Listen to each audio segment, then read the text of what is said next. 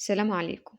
لو عايزة تعملي الغريبة ناجحة معاكي وما تفرش منك في الفرن وبدون أي غلطة، تابعي معايا الفيديو للآخر وهقولك على الغلطات اللي بتخلي الغريبة تفرش منك وما تظبطش معاكي وبتبقى فاشلة خالص.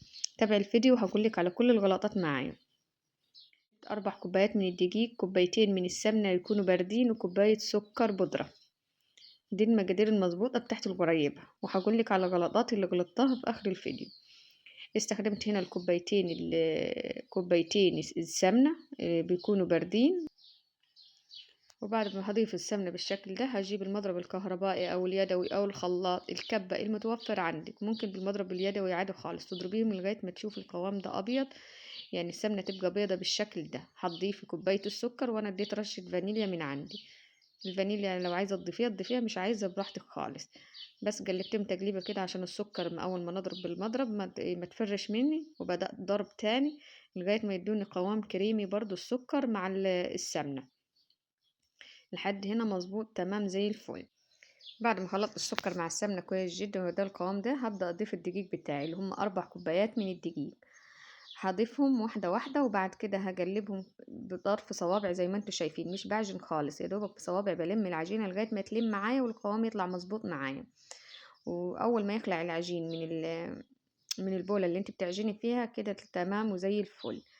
هخلص كل العجين بتاعهم. خلصت عجينهم اهو زي ما انتوا شايفين، ولفت معايا وبقت زي الفل. هختبرها طبعا الاول. هجيب كورة هكورها واضغط عليها، لو شققت مني يبقى محتاجة دقيق تاني. كده تمام وزي الفل معايا، بقت زي الفل لغاية هنا. دخلت لها مدة نص ساعة وطلعت اشكلها. هعملها كور صغيرة، حاولوا تصغروا الكور احسن بكتير في الغريبة.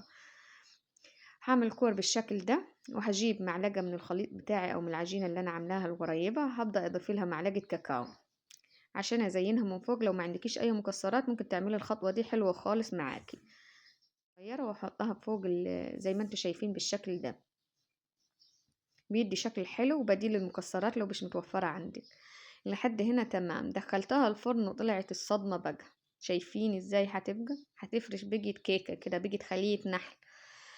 هقولك الخطوة اللي انا عملتها وطلعت فاشلة معايا. انا عملت طبعا مقدار تاني اللي انتوا شايفينه ده، طلع معايا مظبوط وزي الفل معايا.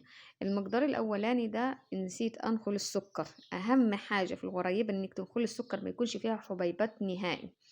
السكر هو اللي بيسيحها، وهو اللي بيخليها تفرش في الفرن بالشكل اللي انت شفتوه. دي اول حاجة. تاني حاجة، زودت مقدار الدقيق نص كوباية تاني. بدأت ألف في العجينة لأن كل نوع دقيق بيختلف. أنا عايزة أقول لكم إن في البوتفور والغريبة أو أي نوع معاكي بيتعجن بالشكل ده بالسمنة، أهم حاجة نوع الدقيق. لو شفتيه بيشرب السمنة زودي عادي، يعني مش لازم اللي هو 3-2-1 معيار الغريبة، لأ. ممكن الدقيق بتاعك مش هيقبل سمنة، وممكن الدقيق بيشرب السمنة. فانا زودت نص كوبايه، ظبطت معايا وطلع زي ما انتوا شايفين بتفور رائع. فاول حاجه ده نخلت السكر كويس جدا، وتاني حاجه زودت الدقيق معايا على حسب ما بشوفه في ايدي. يبقى ايدك هي الملمس العجينه. اتمنى لو استفدتم من الفيديو ما تنسونيش في اللايك والمتابعه، والسلام.